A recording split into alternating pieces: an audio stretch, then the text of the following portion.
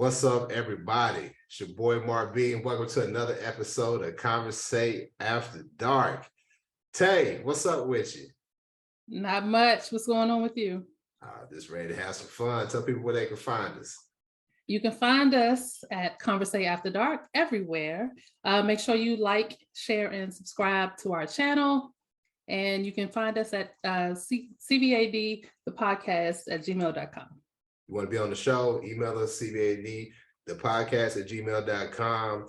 You want to comment, if you want to ask a question, have us answer it live on air with our guests, hit us up in the inbox. You can hit us up in the inbox on Instagram too. We want to hear from you. If you want to be a guest, they can be a guest, right, Tay? Of course. If you want to be anonymous, we can make that happen for you too. We can make that happen. We can make that happen. So on today, we have author extraordinaire, Mr. Michael Dock, aka the Wednesday Gentleman. Mike, what's up, man? What it do? What it do, family? How y'all doing? We good. We good. We good. All right, man. We get you. Got your little sexy voice going on, man. Speak up so they can hear you, man. You got all that bass in you. What it do? What it do? How y'all doing? How y'all doing? Tell people where you from, man. I am from Augusta, Georgia. Augusta. Okay. Augusta. How far is Augusta from Atlanta? Roughly 2 hours. Oh, so you in Georgia. You ain't. I tell people all the time, there's Atlanta and then there's Georgia. Yeah. Atlanta is black. Augusta's a little black.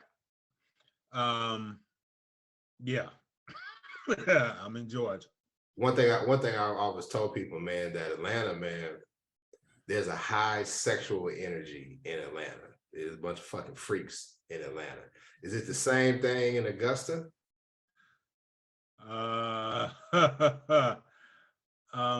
He said, I'm here, so yeah. Well, I'm from Augusta, but I live about an hour from Atlanta. Okay. Yeah, I live right outside of Athens, Georgia, where I went to school. Okay. University of Georgia, go Dogs. But I'm about an hour from Atlanta, and I'm about an hour 40 minutes from Augusta.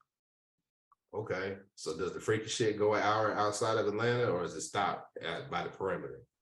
I think every summer the freaky shit is happening everywhere. I'm just saying, hot girl summer, it's a real thing. It's a real thing. Okay, that's cool. All right. Well, I mean, Tay and I wanted you on the show, man. Obviously, man, you cool ass dude, but I kind of gave it away. I said you were author extraordinaire. Tell people about your writing, man, and how you come up with the concept of the Wednesday Gentleman. The Wednesday Gentleman came about, like all great things, after I broke up with my girlfriend. And I needed a channel to kind of get things out. So one of my homeboys who had I know they don't say homeboys no more, but I say it all the time. we all motherfucker. You say what you're supposed to say, yeah. One of my boys was like, yo, I got a blog site and I want you to write on it. I was like, But then I thought about it and I just started kind of like writing columns and shit. And I got tired of writing just the same old shit about, well, you should do this in a relationship and you should do this in a relationship. It's kind of obvious that I'm failing at this shit. I've been divorced and was in a 5-year relationship. After that went kaput. So who am I to kind of tell people, this is what's what? So I just started writing stories. People tend to... Kevin Samuels did it. Shit, that motherfucker was divorced twice or whatever. But yeah, go ahead though. My bad. people tend. What I was finding out was that people tend to gravitate toward stories that don't directly talk about them, so to speak. So I started writing one story, then another, then another, then another, and basically, what I took for a writing exercise turned out to be this 6-year Wednesday blog that I've been doing.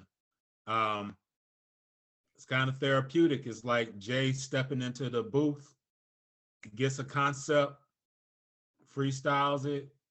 The only thing with me is that I go back and I edit my rough draft, and then I come up with a final draft, which takes about 2 days, and then I post it. I'd have liked that analogy better had you said Nas. I'm a Nas fan, but anyway. So were you always a writer, or did it start when you started doing the blog? I've been writing since I say since high school. People said I had a knack for writing. I was writing poetry, of course, for the ladies. I was gonna say you probably that little dude that was writing little poems for girls, leaving them in their locker and shit. I didn't know how it was until that water for chocolate came about in high school. I know some people were like, what the hell is that? But that story came about, and I started. I was just writing like normal rhyming poetry, and then I got a hold of that, and I saw what females were gravitating to, and so I started writing sexual poetry. Oh. And women were like, damn. And so I was like, okay. So that was a niche. And then I put it down for a minute in college. But when I graduated, I was working at a telemarketing place, and I was working 8 hours, and I'm, telemarketing for Bank of America. I needed some time. I needed a way to pass the time. So I took an old story that I wrote in the 12th grade and turned it into a novel. Nice. All right. So how much ass have you gotten off of being hey, because women love artistic motherfuckers, you know what I'm saying? Like back in 02, 03 when Ruben was big, like it was good for big dudes like me. It's like, can you sing for me like Ruben? So I know you can clean it up, tell the truth. I think I've gotten more women singing than writing. Oh, so you sing too? Yes. I told you they like them artistic motherfuckers, yeah. I won't put you on the spot and say sing something, but if you feel obliged, Let's see. I think I must be dreaming that you are here with me. I must have died and gone to heaven, and it's all that I hoped it would be. When the eagles forget how to fly, and it's 20 below in July, and when violets turn red and roses turn blue, I'll be still in love with you. All right. Hey, he had that motherfucker in the chamber too. I know you be smooth. You whipped that out the club. I can see. He be in the parking lot singing this. Quiet as kept. I started singing probably when I was 6 or 7, on a street corner on my street to the girls in the neighborhood, and I was singing Off the Wall, Michael Jackson, the whole tape, like one song to the next. Mm-hmm. That's pretty much how I got into it, even though I didn't sing for my family at all, because I come from a family of ministers and deacons, and on my mother's side, singers. So that's how I know, God has a perfect plan, because I'm kind of roguish and shit. So if I could sing like you, dog, I'd be like Eddie Kane and David Ruffin. I'd be snorting coke, it'd be sex, drugs, and rock and roll, dog, for real. He knows who to give the right gifts to. Some of these things, God just kind of, has his hands on us for certain things. When I opened up for Outkast, you couldn't tell me shit. I mean, that was Goody Mob, Outkast. That's when Aquemini came out. And Cool Breeze was out with Watch for the Hook. And we opened up for those cats, my group. So I was just like, I'm looking for a record deal and shit like that. And it just, I guess it never just popped off because I didn't keep following it. I was going to go into the military, saw how that was, and back the hell out. So I had to come up with a new plan. And so did telemarketing and then went into social work, and I got married. Man, you know what, man? Like I said, man, it's funny. I had a plan out of college, and life happens, and we do different things. But the good thing about it is, I thought I saw something somewhere where they was talking about some famous actor. I can't remember who it was. I think it was Morgan Freeman. Like, he didn't get his first big break till he was like 40. We 45. I'm 45. I don't want to give Tay's age away. I'm 45. I'm 45. So it's. I have no problem saying that. Right. So, but I'm 45. She still look like a young tender, don't she? Look like a young tender. I appreciate it. But yeah, man. But so we ask this every show to every guest on a scale of 1 to 5, 5 being the highest. How high would you rate your freak quotient? In comparison to some of y'all, 4. Okay, all right. Cause listen, if everybody's gonna say they're 5, because listen, you're the first brother we done had on the show. We done had all women and everyone 5. And I wanted to say Cap, but I got to be good. But they kind of backed it up with what they said. But you said a 4, right? Why 4? Because there are certain things that I'm just not gonna try. Like what? I feel kind of odd sometimes. Like, I had a woman who she wanted me. I had no problem choking a female, but she was like, "Call me your dirty bitch. Call me your dirty bitch." And I'm just like, I had to kind of take a step back. I was like, okay. But I had to kind of get into that.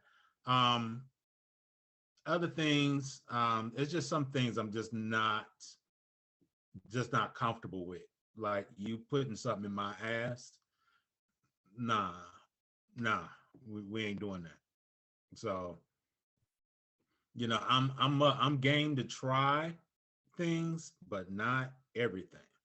So I never knew it was a thing.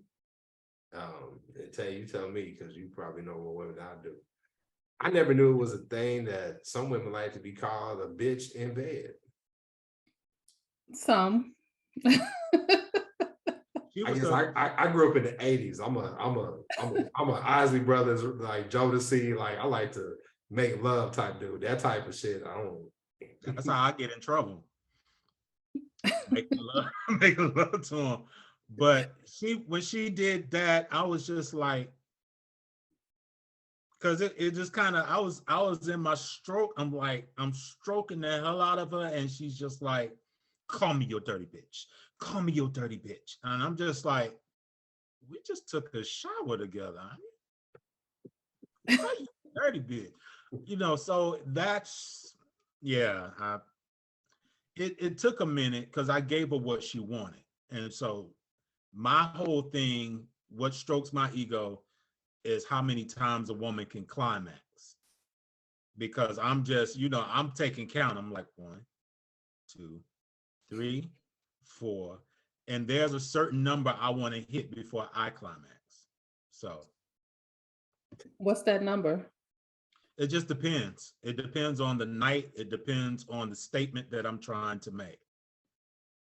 Motherfucker said statement. Tay, we just jumped right on in. We didn't even do the icebreaker. I know. We didn't do the icebreaker, Tay. Come on, let's do the icebreaker. Shit, I feel like we need a little break because listen, hey, that's what he said. The statement I'm trying to make. I said, God, let's do the icebreaker, Tay. All right. I have some conversation cards. I'm gonna give you the choice of which deck I choose from, but we're all gonna answer this question. You can choose from a personal questions, the biggest pervert, or 69 After Dark.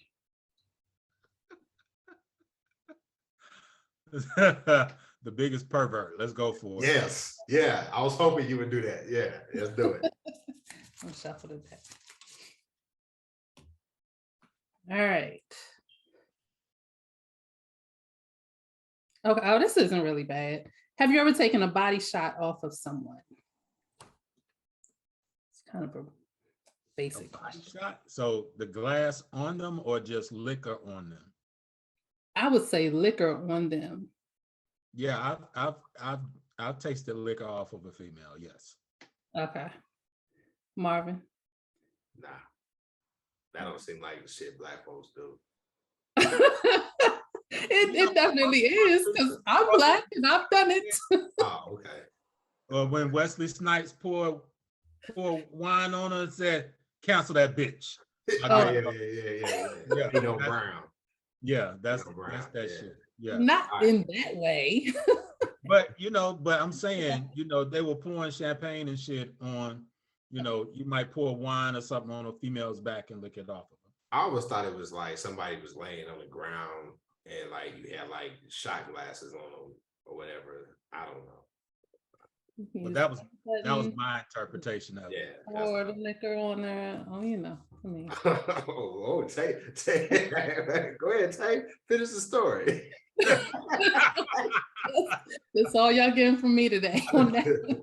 So, since this is an After Dark show, what's the freakiest thing you've done? Freakiest thing I've done thus far, had 2 threesomes. Okay. What was the denomination? 2 women or?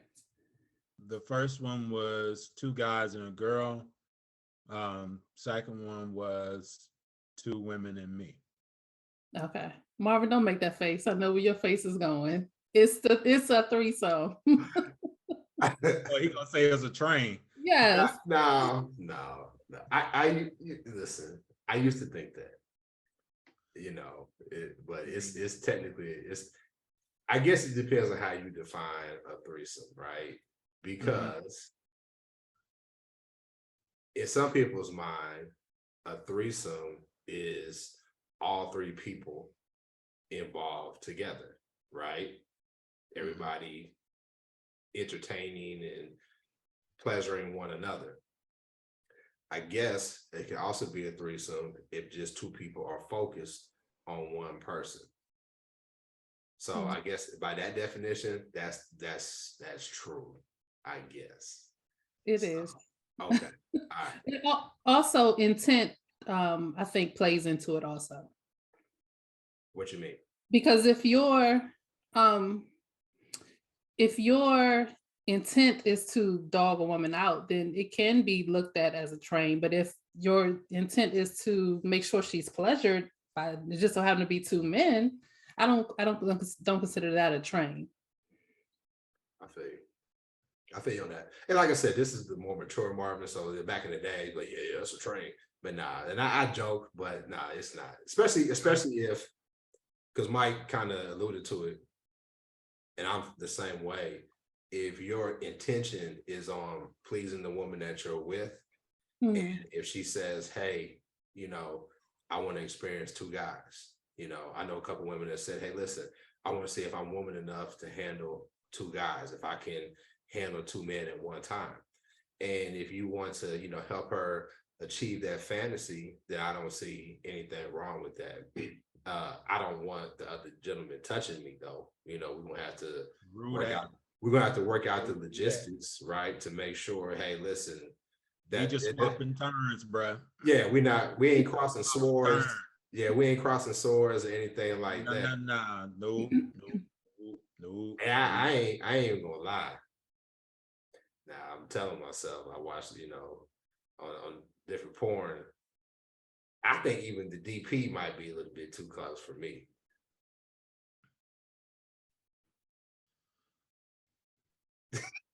He told himself that, hey, he looked No, up.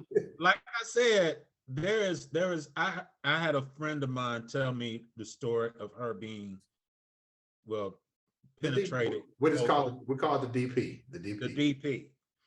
And the way that she described it and how she orgasmed, I was just like, I just enjoy hearing her talk about it. And I was like, damn, I didn't know you could get that kind of pleasure from that. So, I'm not one to cross swords. I don't want my balls touching you at all. I don't even want your hairy ass leg touching my leg. Yeah, because I've even seen porns when I seen dudes have a hard time trying because they can't stay erect because they're like, oh hell. Yeah. And my thing is, I talked to this woman one time. I don't even know her name. I met her one night. We was chilling at a strip club in Charlotte, North Carolina. And she was telling me how like her and her homeboy and his wife, they had a threesome. And then like she said she pulled out the strap and they gave his wife the DP. And I was like, okay, how was that? And she said, it's cool. She said, but I don't see how dudes do it. And I was like, what you mean? And she was like, because like you definitely, even though y'all not in the same hole, y'all definitely rubbing together.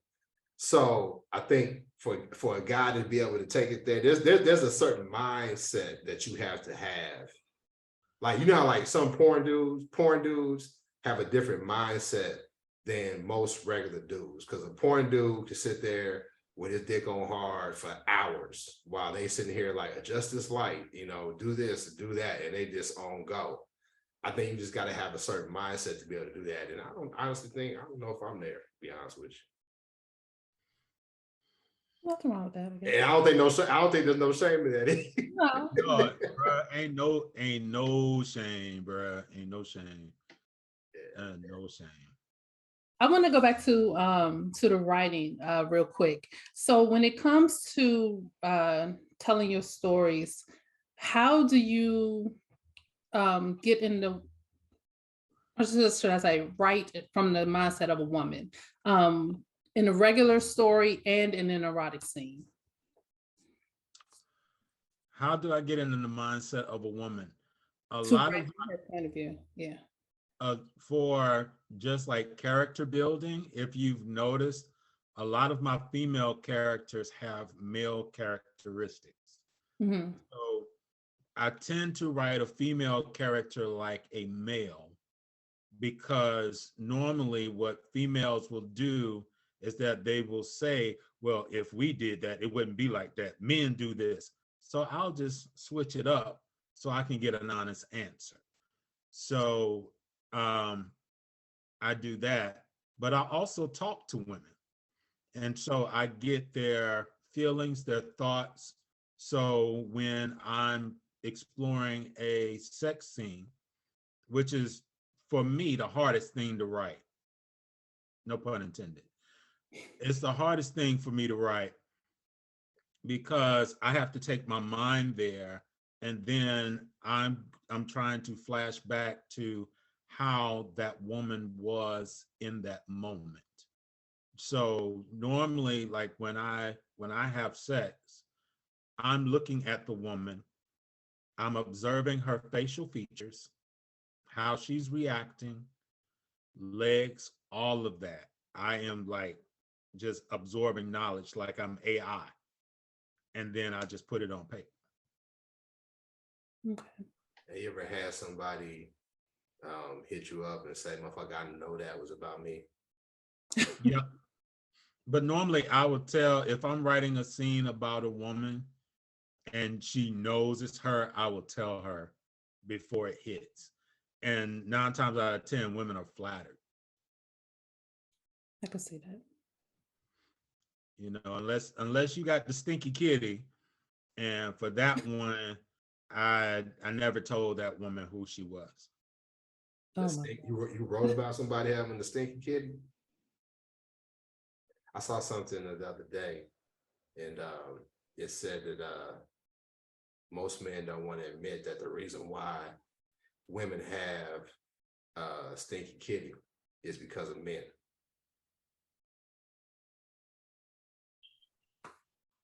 Will play a part. I don't necessarily think, I think that's deflection. it It definitely could play a part, though.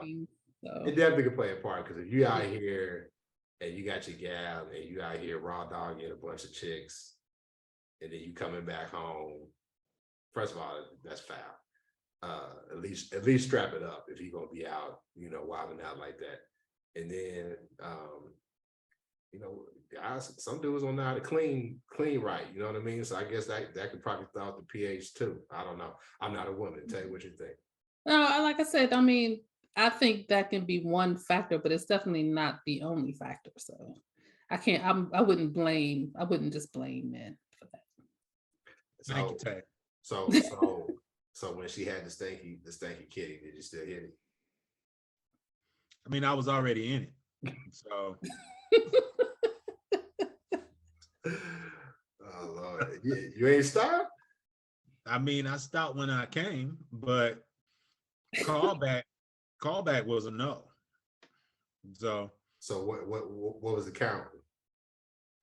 What was the what? What was the count? The count. What you mean? You said you like, that's one, that's two. Oh, for her. Yeah. Oh. How many did you get the stinky kitty? Oh, 3. She still got 3. Okay. Hey, listen. Out here being generous. You're out here being generous with them, I'll say. That's how he keeps them coming back. It's all for me. It's an ego thing. I know it for a particular woman. I've kind of figured out how many I got to get so she will call me back, despite if she's with another dude or whatever. I get called. So has there ever been a time where you've been trying to make a woman come and she just won't? Because a lot of dudes have trouble. They may not know, but they have trouble. There was one time with this particular female who was married. That was during my run of married chicks, and it was her first time out the gate. So she had a hard time disconnecting. And I just got tired of trying. That was when I was having health problems. So I was just like, nah, I done been eating this kitty for like 20 minutes. I'm tired. So, went to something else and still couldn't bring her there. And I was just like, okay, I just waited for the next day. I noticed you keep saying female, and we didn't had this discussion. Some women they hate the term female, but you did say male as well. So I was like, they ain't gonna get them too bad. Okay, ladies, don't get me too bad. I'm sorry. I didn't know that. Somebody said that the female is the equivalent to saying the B word. I was like, that's a little bit too. No, yeah, that's a little bit too far. I already said at the beginning I had a problem calling the woman a nasty bitch when she asked me to. Yeah. You're right. What's wrong, Tay? No, nothing's wrong. I've actually never had a problem with the word female. So, but that's just me. So okay. Somebody gonna get with Tang and be like, calling you a nasty female. I have a really good friend. I have a really good friend who calls women femmes, and some women have an issue with him doing that. They take it the same way as females. So what you mean? What you mean, femme? I was talking. What'd you say? I have a friend who calls women femme, but instead of female, he says femme. And I've heard people get offended when he says that, but It doesn't bother me because I know he doesn't mean it, in an offensive way. I thought femme was like a description for some lesbians. I've never heard that. Yeah, yeah. Like femme fatale. I've never heard that No, like placed on women. I mean on lesbians. you ever seen I don't know if this is politically incorrect. Have you ever seen like a chick who's a stud, Mhm. but she's still holding it down like a woman? Oh, okay. I know what you're talking about. Yeah, yeah. They call it like an aggressive femme. Like she aggressive like a stud, but she's still sexy in the motherfucker too. You know what I'm saying? So yeah, I don't know. We gotta get us a lesbian on the show to help us with the vernacular. If you're a lesbian out there, hit us up, CVAD the podcast at gmail.com. We want you on the show. But anyway, go ahead and say. So what's left on your sexual bucket list?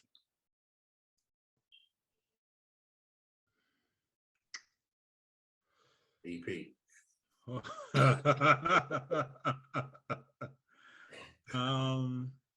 That I don't know. It will all depend on the lady that I'm with. It just all depends. Okay. I think that's the safe way to answer right now. Yeah. Why are you being safe? Because I am dating someone right now, Okay. and it's still a lot of exploring and learning. So, if she says, "Hey, I want to try this," she might want to be suspended from the ceiling or something like that. I'm like, "Hey, we can do that." You want to be handcuffed today? Cool. You want me to buy these? You want to be whipped and all this stuff? Cool. I'm good with that. Okay. I get it.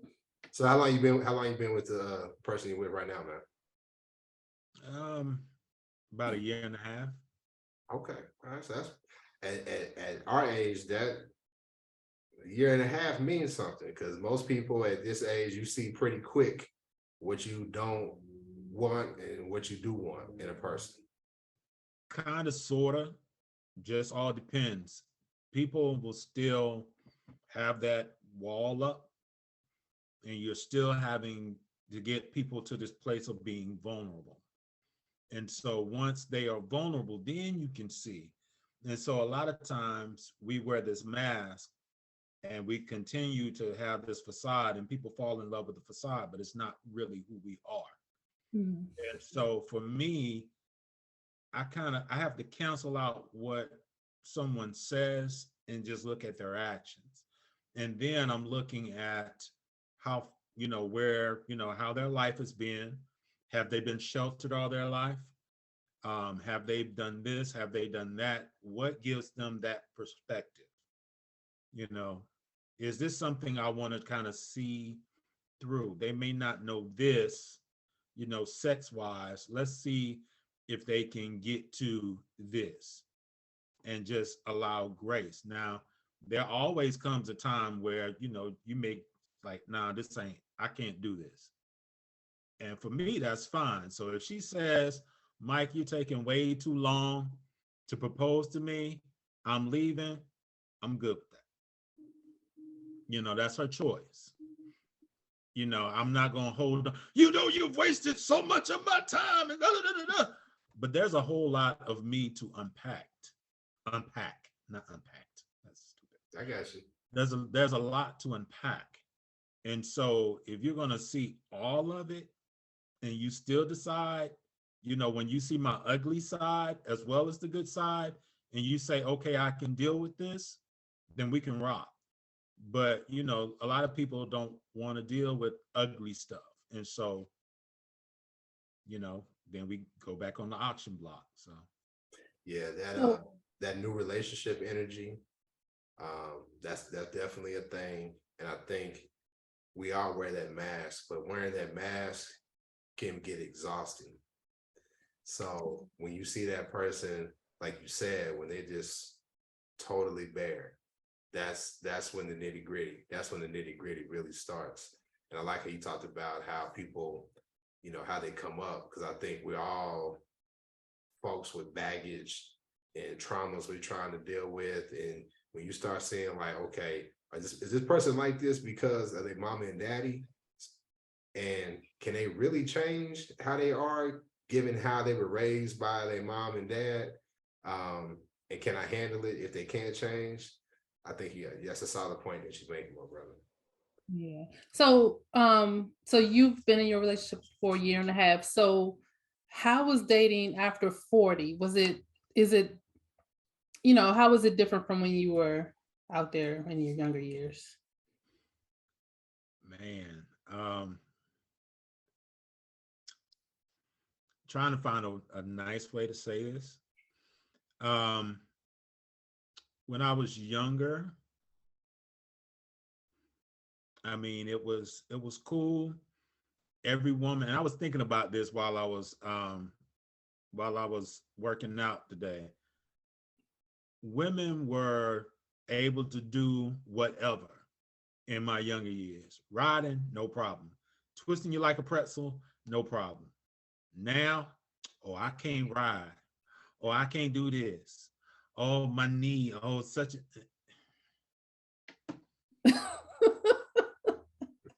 it's frustrating. It's frustrating because you may like the person, but then you get to this place and it's like, yeah, I can't wait. And it's, oh, I can't do this, and oh, I can't do that. And it's like, okay, so you want me to do everything. Yeah. So you ain't even gonna lick the cone? Well, okay, but Don't ever do that again, dog. Just say it. Don't you ain't gotta act it out, dog. I can't let you go out like that, bro. I feel you though. Don't do that shit no more, man. My bro, appreciate you.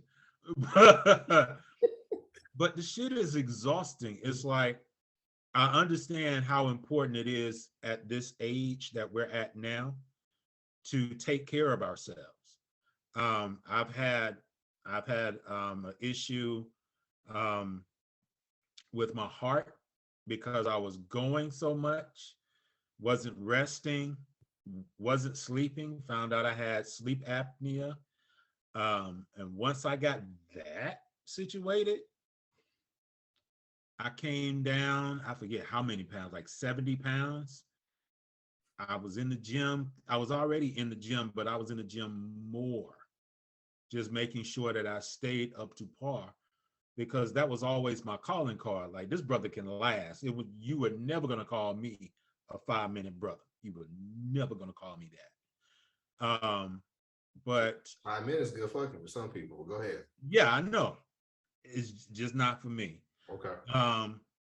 But I'm learning. I'm like, we can't, like, I'm just getting started. What the hell? Like, no, I can't ride you. And those kind of things frustrate me at this point.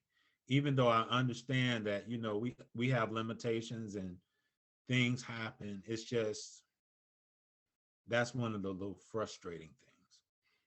Okay, I have one more question. This is going back to the writing. What's your goal? What's your dream in terms of your writing? My dream is to go ahead and put a lot of these stories into novels, which I have, and just publish them. I've had to get out of my own way and just start the process of self-publishing. I wanted to do like a team and have this grandiose idea to get this stuff done. And honestly, I'm just like, look, I just want to pay my student loans. Let's make it happen. Go ahead. And so I've had someone that's been championing me on, like, come on, we can do this. Let's go. Somebody that's holding me accountable. What my end goal for this is to pay off my student loans. My dream for this, be on the bestseller list. That would be great. But as long as I can take care of my student loans, I mean, That might be setting the bar low, but everything else outside of that is cake. It's pure cake. Well, bruh, I'm gonna tell you this, man. I've read your writing. I put it on par. Eric Jerome Dickey. I don't know if y'all remember Zane. I put you on par with those writers. I think you can do it. I think that you have been gifting us by sharing your writing with us, and that's why Tay and I wanted you on the show. And I think that you need to continue to be motivated. And I always tell people, don't let the pursuit of perfection get in the way of progress. Put it out there, bro.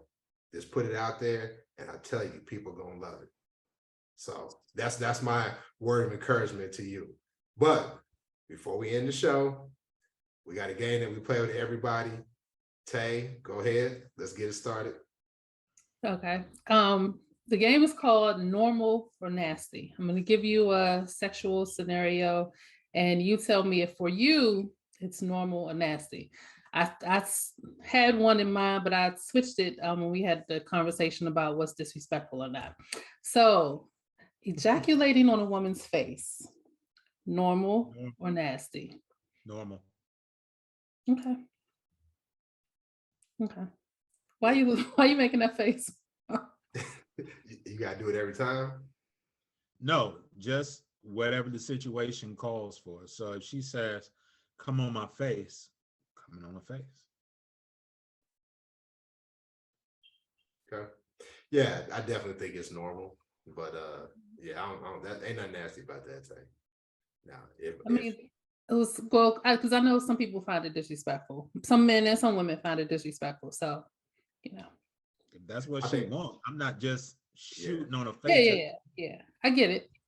It's definitely something that she needs to want. Some people that probably think it's disrespectful probably don't like porn either. You know what I mean? Because that's really like a porn deal. You know what I mean? You know, finishing on the chick's face. So listening to Hezekiah Walker when they hold on. This brother wild. I thought I was wild. Hey man, tell folks where they can find your writing, man. I have a fan page, the Wednesday Gentleman, that's on Facebook. Also, the Wednesday Scoop, that you can find it right now. You can follow those two, and they will have more information in regards to when the books will be dropping. So I'm hoping to drop the Bus Diva Chronicles in the next 30 days. What's it called? The Bus Diva Chronicles. Okay, my ears are bad. The bus what? The Bus Diva Chronicles. Got you. Okay. All right.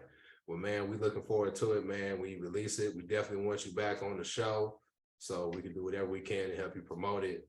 I appreciate you, Tay. Tell them where they can find us. You can find us at conVersate After Dark everywhere. Make sure you like and comment on this video, share it, and subscribe to our YouTube channel. If you have any questions, comments, concerns, want to be a guest on the show, have suggestions for topics, you can find us at CVAD, the podcast @gmail.com. That's right. We'll holler at y'all next time. Peace. Bye.